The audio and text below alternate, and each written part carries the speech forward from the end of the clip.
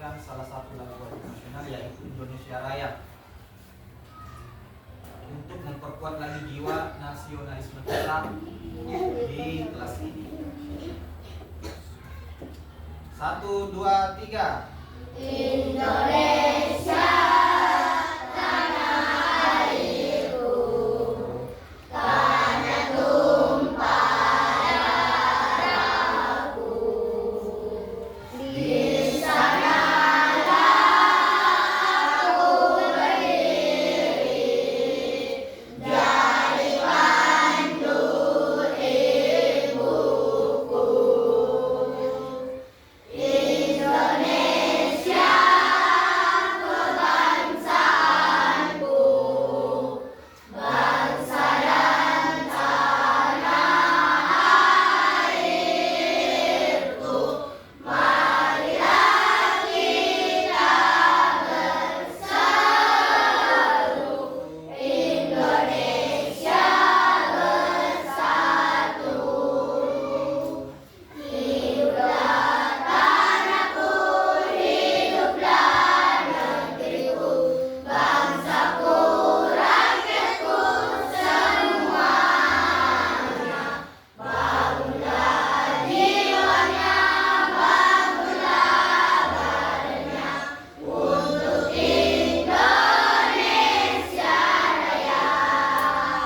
Indonesia Raya, merdeka, merdeka, tanahku, negeriku yang kucinta. Indonesia Raya, merdeka, merdeka, hiduplah Indonesia Raya. Oke, anak-anakku sekalian, setelah kita menyanyikan lagu wajib nasional, saya akan memberikan pertanyaan pemantik guna memicu minat belajar peserta didik sekalian. Oke, apakah peserta didik semua, kalian semua siap untuk mempelajari kandungan surah Al-A'la? Siap. Alhamdulillahirrahmanirrahim. Oke, jadi hari ini kita akan bersemangat dalam mempelajari Quran surah Al-A'la, terutama pada bagian memahami isi kandungan surah Al-A'la itu sendiri. Nah, terus sekalian, selanjutnya tujuan pembelajaran bisa kita lihat di atas, yaitu memahami kandungan Quran surah Al-A'la dengan benar. Kemudian yang kedua, memahami kandungan Quran surah Al-A'la secara keseluruhan dengan benar. Jadi sebentar kita akan memahami ayat demi ayat seperti apa kandungannya dan memahami secara keseluruhan kandungan surah Al-A'la itu sendiri. Oke, sebelum kita masuk pada materi, saya mengabsen dulu ya. Oke, yang pertama dengar namanya, Afika Girzana, Ahmad Abisar Al-Ghifari, Hadir Pak. Ahmad Jalaluddin Siddiq, Hadir Pak. Ainun Dwi, Hadir Pak. Akhlak Saputra, tidak ada. Indah, Andi Nur Alisa Sandrina, Bimal, Hadir Pak. Jihan Faradila, Hadir Pak. Miftahul Jannah, Hadir Pak. Fahrul, Hadir Pak. Habib, Hadir Pak. Akil, Hadir Pak. Muhaimin, Hadir Pak. Fadil, Hadir Pak. Fadil, Pak. Muhammad Rahmat, Hadir Pak. Syam Erlangga, Hadir Pak. Mutia Sahra, Hadir Pak. Nabil, Hadir Pak. Aisyah, Hadir Pak. Hariska, Hadir Pak. Raniatu Anida, Hadir Pak. Ratu Bilqis, Hadir Pak. Ummu Mutia, Hadir Pak. Umaira, Hadir Pak. Muhammad Rizal. Hadir Pak. Oke, satu orang yang sudah pindah ya di kelas ini. Oke, kita masuk pada materi anak-anak sekalian. Tolong diperhatikan dulu bahwasanya ketika kita memasuki sebuah materi ada suatu pendahuluan, yaitu Quran surah Al-A'la merupakan urutan surah yang ke-87 anak-anak sekalian. Di dalam Al-Quran surah Al-A'la itu merupakan surah ke-87. Ada berapa surah di dalam Al-Quran sebenarnya secara keseluruhan? 114 surah dalam Al-Quran, betul sekali. 114 surah. Dan 114 surah itu ada beberapa surah yang turun dengan asbabun nuzul, sebab turunnya Al-Quran kepada baginda Nabi Muhammad SAW. Dan surah ini, surah Al-A'la ini, Sabbihisma Rabbikal A'la, ini termasuk golongan surah Makkiyah, artinya turun di kota Makkah. Kalau dia turun di kota Madinah, berarti dia disebut dengan surah Madaniyah. Berarti dia turun di kota Madinah. Kalau dia Makkiyah, berarti dia turun di kota Makkah. Perbedaan antara surah Makkiyah dengan Madaniyah, kalau dia berbicara masalah Tuhan, kalau dia berbicara masalah tauhid, mengesahkan Allah Subhanahu wa taala, berarti dia tergolong surah yang turun di kota Makkah, yaitu surah Makkiyah. Nah, itu perbedaannya anak-anakku sekalian. Ketika ada surah yang berbicara masalah Allah, ketuhanan, terkait masalah syirik, berarti surah itu turun di kota Makkah. Bagaimana dengan surah yang berbicara masalah manusia, tentang sosial kemasyarakatan, tentang muamalah, bagaimana dengan itu? Berarti surah itu turun di kota Madinah. Nah, itu perbedaannya anak sekalian. Jadi nanti ketika ada pertanyaan terkait dengan perbedaan, apa perbedaan surah Makkiyah dan Madaniyah, sebut saja seperti itu. Kalau Makkiyah dia berbicara masalah Tuhan atau mengisahkan Allah. Kalau Madaniyah berarti dia berbicara masalah muamalah, tentang manusia, hubungan kita sesama manusia. Kalau Makkiyah hubungan kita sesama Allah. Cara diperhatikan. Oke anak sekalian, surah Al-A'la ini diwahyukan kepada baginda Nabi Muhammad SAW melalui perantaraan malaikat Jibril. Jadi malaikat Jibril itu menyampaikan wahyu kepada baginda Nabi Muhammad SAW di gua apa anak sekalian? Apa nama guanya? Gua Hira. Jadi begini anak sekalian. Setiap Al-Quran yang turun di sebuah tempat, maka Al-Quran itu membuat tempat itu menjadi mulia. Bayangkan, ada sebuah gua yang awalnya biasa-biasa saja, namun ketika Al-Quran turun di situ, maka gua itu menjadi luar biasa di kota Makkah. Ada kota yang sebelumnya biasa-biasa saja, kota itu tidak istimewa di hadapan Allah. Namun ketika Al-Quran turun di kota itu, maka kota itu menjadi istimewa sampai sekarang ini. Makkah Al-Mukarramah. Bayangkan, ketika batu ditempati lafaz Al-Quran dan dibawa oleh malaikat Jibril, batu itu menjadi mulia. Makanya ketika kita ingin mulia di hadapan Allah Subhanahu wa taala, kita harus belajar Al-Quran. Karena Al-Quran turun di gua itu menjadi mulia. Al-Quran turun di kota Makkah itu menjadi. Seandainya Al-Quran turun di Makkah, di Cope-Cope, kampung Cope-Cope menjadi mulia dibanding kampung yang lain. Bayangkan itu anak-anakku sekalian. Seandainya Al-Quran turun di rumah kalian, luar biasa rumah kalian, menjadi rumah yang paling istimewa di hadapan Allah Subhanahu wa taala. Bayangkan, ada seorang anak Muhammadun lakal bashar, Muhammadun basyarun lakal bashar. Muhammad itu juga manusia sama seperti kita, mempunyai dua telinga, mempunyai dua mata, mempunyai satu mulut, sama seperti kita. Tapi lakal bashar, dia bukan manusia biasa. Perbedaan kita dengan Nabi Muhammad, satu, Nabi Muhammad yuha ilayya, dia menerima wahyu Al-Quran, sedangkan kita tidak. Kita ini hanya membaca wahyu Al-Quran, sedangkan Nabi Muhammad menyampaikan wahyu Al-Quran. Jadi itu anak-anak sekalian, kita harus mempelajari kandungan-kandungan yang ada di dalam setiap ayat Al-Quran, terutama pada pembahasan kita kali ini, surah Al-A'la. Bismillahirrahmanirrahim, sabbihisma rabbikal a'la ila akhir ayat.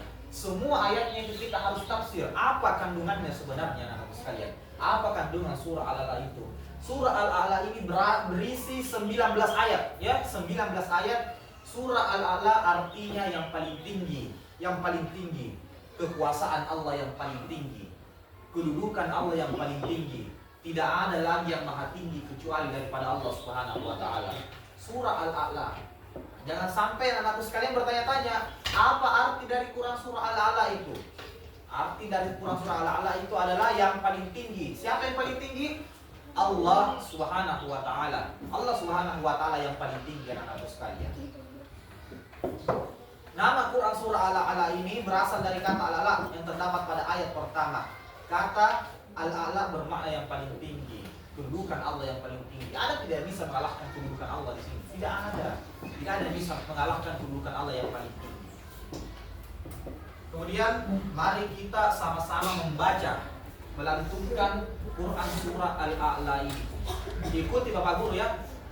Bismillahirrahmanirrahim. Sabbihisma rabbikal a'la allazi khalaqa fasawwa wallazi qaddara fahada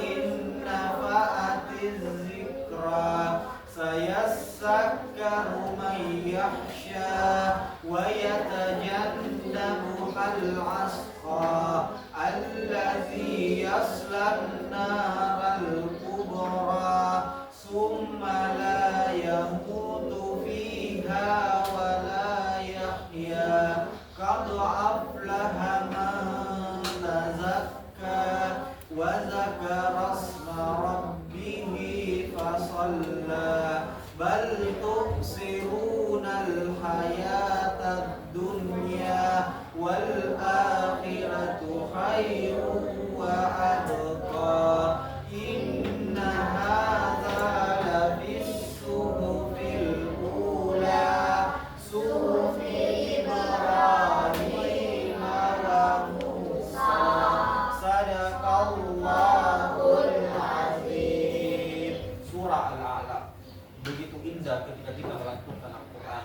Dan Al-Quran tidak ada yang bisa merubah keasliannya sampai sekarang. Tidak ada yang bisa merubah keaslian Al-Quran.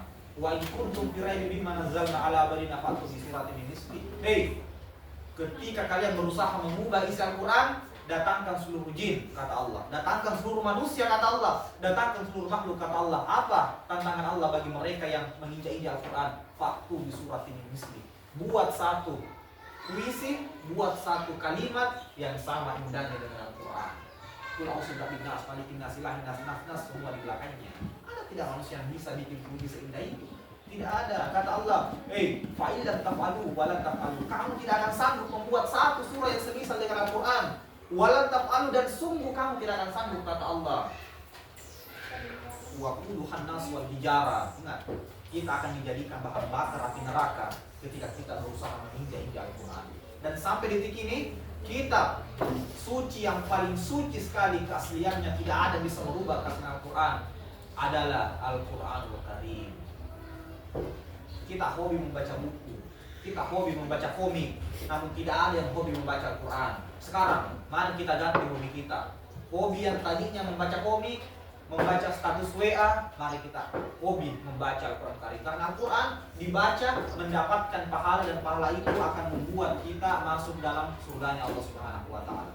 Kita membaca status WA, saya sudah mesti makan, saya sudah mesti mandi, tidak membuat kita mendapatkan pahala di hadapan Allah Subhanahu wa Ta'ala. Justru kita akan mendapatkan dosa.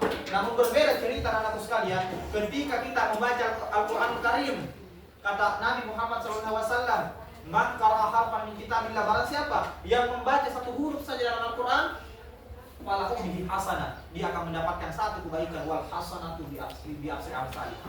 Dan yang satu kebaikan itu akan dilipat gandakan menjadi 10 anak-anakku sekalian.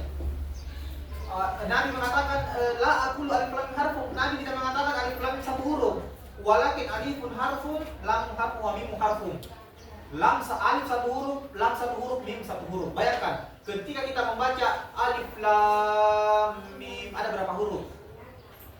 Berapa huruf? 3 huruf, alif, lam, dan mim. Bayangkan, Nabi tidak mengatakan alif lam satu huruf, tapi Nabi mengatakan alifnya satu huruf, lamnya satu huruf, mimnya satu huruf. Bayangkan, ketika kita membaca Al-Quran, kita mendapatkan satu pahala kebaikan, dan sesuai dengan kaidah ilmu tajwid dan kaidah makharijul huruf. Kita tidak boleh sembarangan membaca Al-Quran. Nah, kata ustaz kita, kata kiai kita, ketika kita membaca Al-Quran, salah baca, salah arti itu berdosa. Kita berdosa di hadapan Allah Subhanahu wa Ta'ala. Bayangkan, sedikit saja kita meleset dari makharijul huruf, kita salah arti berdosa. Bayangkan, Alhamdulillahirabbil alamin dan Alhamdulillahirabbil alamin berbeda.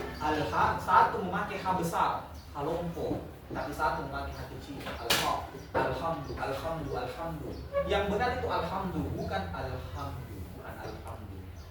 Jadi ketika kita salah melenceng menyebutkan makharijul huruf, maka artinya berbeda. Alhamdulillahirabbil alamin, segala puji bagi Allah Tuhan semesta alam. Alhamdulillahirabbil alamin, segala kecelakaan bagi Allah. Mendoakan kecelakaan bagi Tuhannya. Tidak boleh kita membaca alhamdulillah, tapi kita baca alhamdulillahirabbil alamin. Tidak boleh begitu. Jadi anak-anakku sekalian, kita masuk pada poin kandungan surah ayat yang pertama. Ayat tentang sabbihisma rabbikal a'la, yaitu perintah untuk bertasbih menyebut dan mensucikan nama Allah Subhanahu wa taala. Sabbihisma rabbikal a'la. Kemarin kita sudah mengartikan apa arti sabbihisma rabbikal a'la? Sucikan nama Tuhanmu yang maha tinggi. Kita menyucikan nama Tuhan. Sabbihisma. Kita bertasbih, memuji ketinggian Allah Subhanahu wa taala.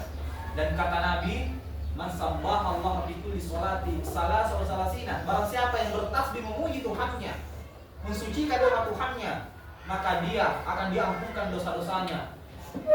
Zabadil bahar. Sekalipun dosanya sebanyak buih yang ada di lautan masih dibagi. Di lautan masih dibagi ada buih-buih lautan, buih-buih, gelembung-gelembung itu. Sekalipun dosa kita sebanyak itu, ghufralahu. Allah akan mengampunkan segala dosa-dosa kita di hadapan Allah Subhanahu wa taala. Baikkan, sabbihisma saja mensucikan nama subhanallah, subhanallah, subhanallah. Berapa kali? 33 kali. Salah wa salasina. Kita mensucikan nama Allah Subhanahu wa taala. Mari kita membaca sama-sama. Allah Subhanahu wa taala memerintahkan kepada kita melalui Rasulullah untuk bertasbih, berzikir, menyucikan namanya yang maha tinggi dari segala sesuatu yang tidak sesuai dengan kebesaran serta kemuliaan Allah Subhanahu wa taala. Jadi kita harus mensucikan Allah di luar daripada kehinaan Allah Subhanahu wa taala. Tidak ada yang hina bagi Allah Subhanahu wa taala. Allah itu suci, suci, maha suci Allah, maha besar Allah, maha luar biasa Allah. Makanya kita ketika sholat kita selalu membaca la haula wala quwata illa billah. Tidak ada daya kekuatan selain daripada daya kekuatan Allah Subhanahu wa taala. Jadi tidak ada sekali. Jadi ketika kita membaca Quran surah Al-A'la ini, sabbihisma rabbikal a'la, maka kita menyucikan nama Allah Subhanahu wa taala. Kita mensucikan nama Allah. Kita sucikan nama Allah dari sifat makhluk, dari sifat makhluk.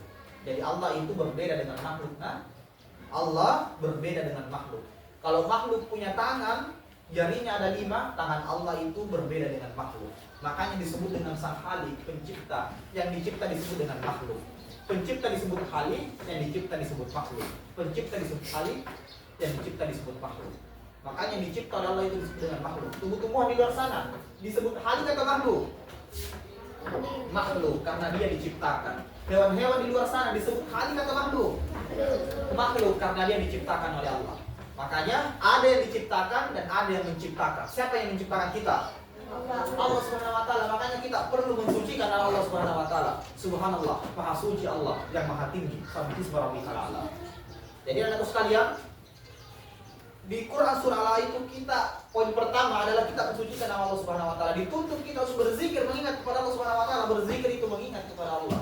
Mengingat kepada Allah. Jadi anak-anak sekalian, membaca Quran surah Al-A'la itu tidak sekedar dibaca. Tidak sekedar dibaca. Ketika kita membaca, maka kita pastikan kita harus juga memahami poin-poin kandungan isi dalam Quran surah Al-A'la itu.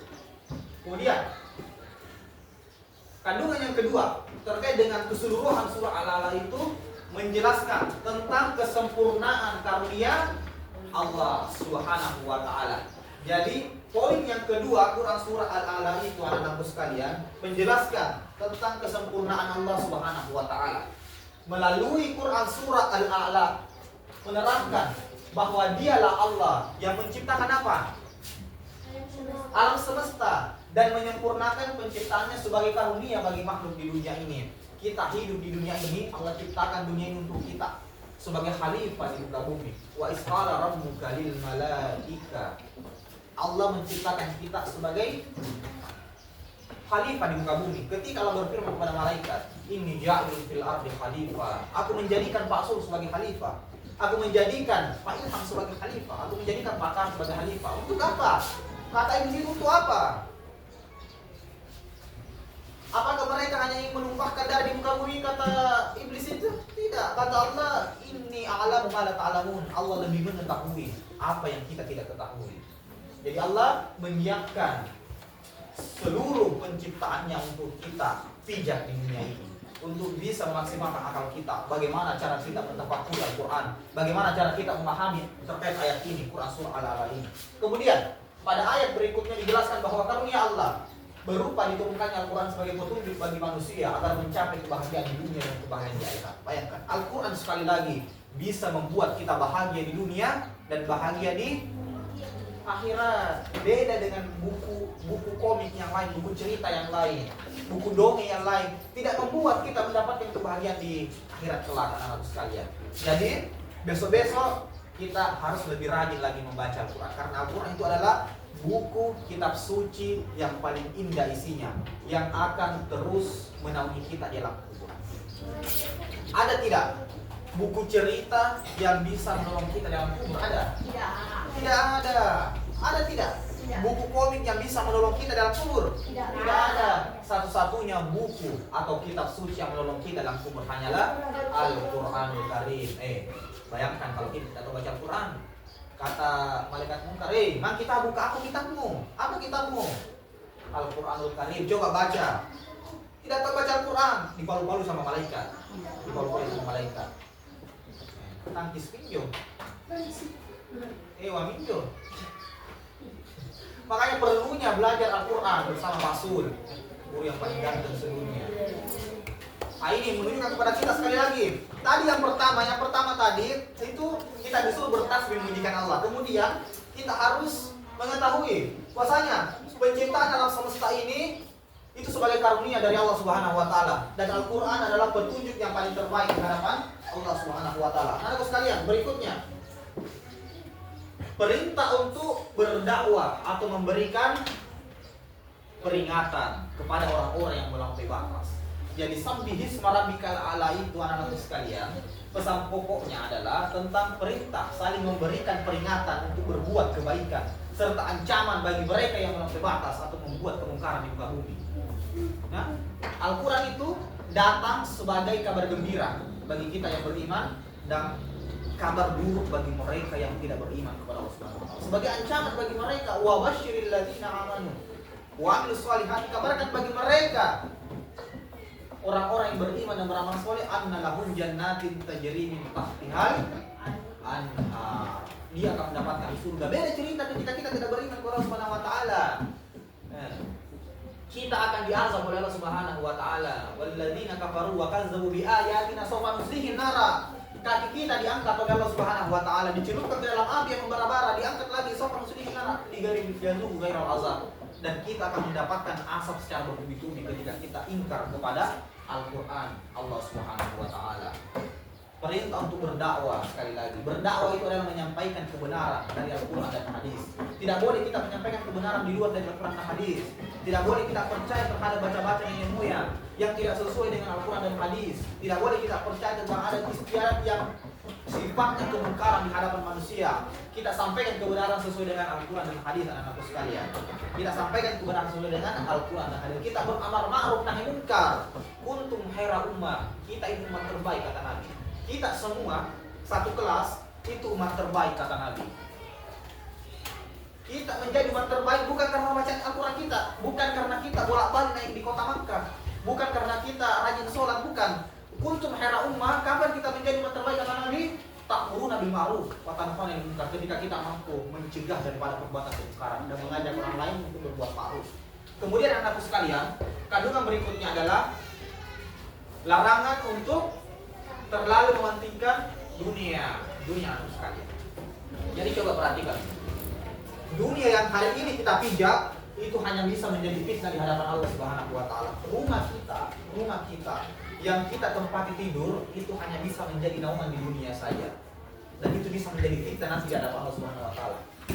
Akhir rumahmu tingkat 3, bertanggungjawabkan di hadapan Allah Subhanahu wa taala. Dari mana engkau mengambil semennya?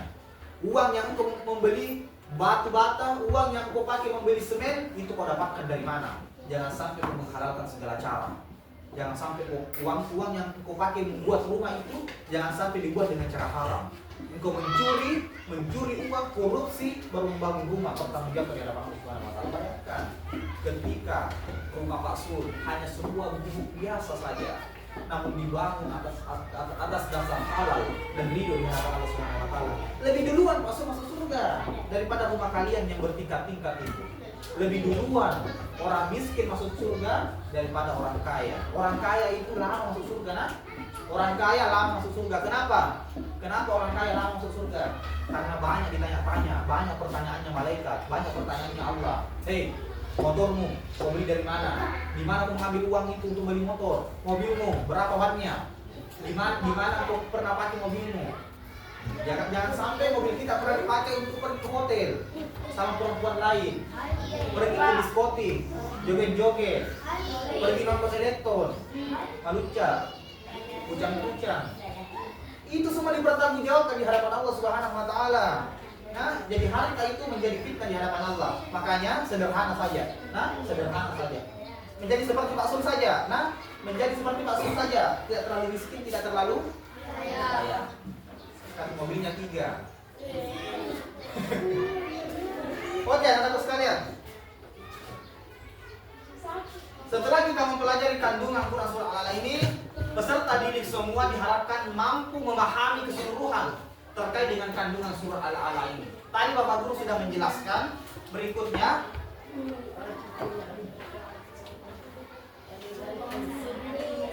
ada pertanyaan? Ada pertanyaan? Ada pertanyaan terkait Quran surah Al-A'la? Oke, kita lanjut. Setelah kita memahami kandungan surah Al-A'la, sekarang kita akan mengerjakan tugas anak-anak sekalian. Silahkan kerjakan tugas pada pilihan ganda dan esai yang terdapat dalam lembar kerja LKPD terkait dengan kandungan Quran surah Al-A'la. Sebentar Bapak Guru berikan LKPD-nya melalui link WA, link Zoom.